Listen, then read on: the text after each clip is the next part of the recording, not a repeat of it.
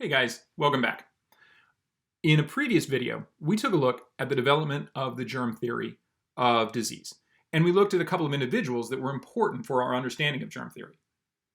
Now, once we have germ theory, all of a sudden, society is armed with ways to prevent and to treat disease. It's important to recognize that preventing disease is actually probably vastly more important than treating disease.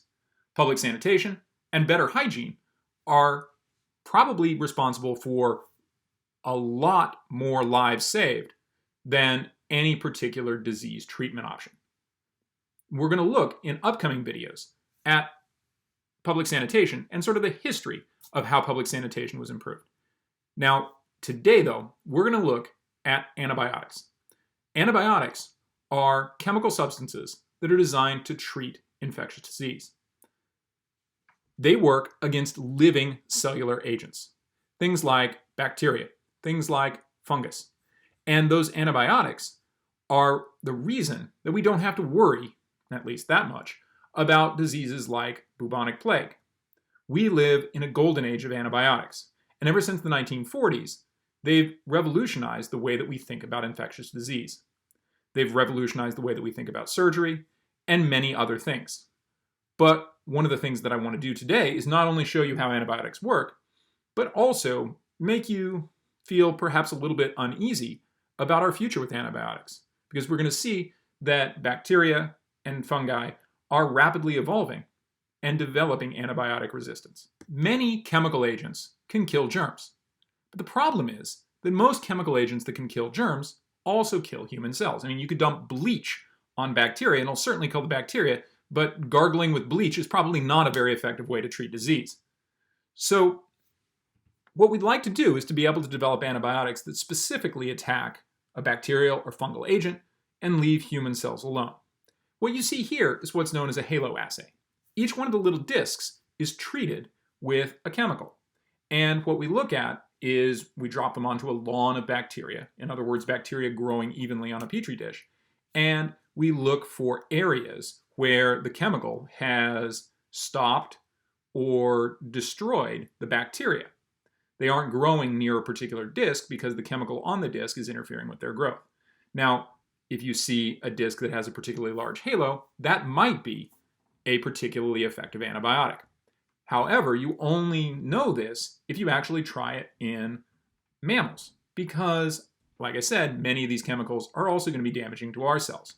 Now, most of the antibiotics that we use currently target things like a cell wall.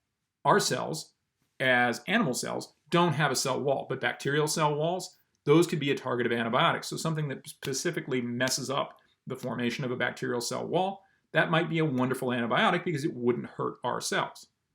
The first antibiotic was identified in 1928 by Dr. Alexander Fleming. Now, Fleming left bacterial cultures growing on a petri dish and found that the bacteria died in a region around which a particular mold had been growing. There's kind of a legend that surrounds this, that Fleming went on vacation and left, and when he came back there was mold growing on his petri dishes, and he realized serendipitously that this mold had killed off the bacteria that were growing there.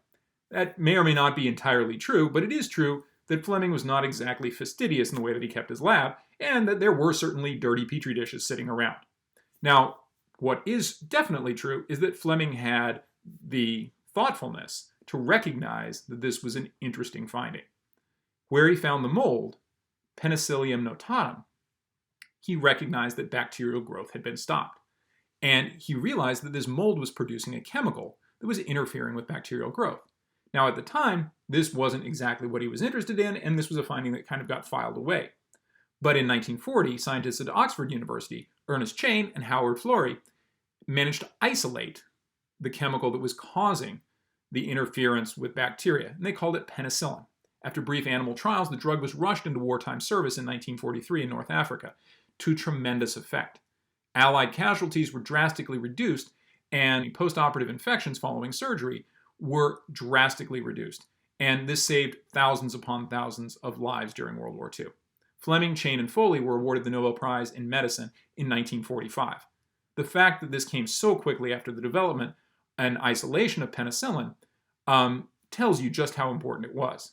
Now later, Dorothy Crowfoot Hodgkin discovered the structure of penicillin through X-ray crystallography experiments and received the Nobel Prize in Chemistry in 1964 for her work. Penicillin kills bacteria by inhibiting the synthesis of the cell wall, thus causing cell lysis. It's what's called a narrow-spectrum antibiotic, as it affects only some strains of bacteria. But other antibiotics were soon discovered using halo tests like the one that you've seen. Tetracyclines, for example, are a broad-spectrum antibiotic that inhibit growth by binding to and inhibiting prokaryotic ribosomes. Prokaryotic ribosomes are slightly different than the eukaryotic ribosomes that are in our cells, so if we find something that specifically targets them, again, it's going to have minimal effect to our cells. However, while antibiotics at the time of their development were essentially a wonder drug, the same can't be said today. At the time of its development, penicillin would kill almost all bacteria within its range.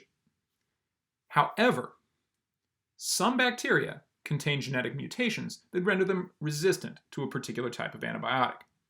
This antibiotic resistance is an actual change in the bacteria's DNA, and that DNA can be passed on to its descendants. So, for example, if a group of bacteria are treated with antibiotics, and it causes the death of all the non-resistant bacteria, those that possess resistance, well, they'll continue to survive.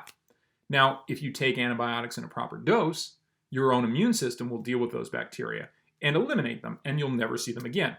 However, it's possible that some of these bacteria may persist, and when they divide, their offspring will also be resistant to antibiotics.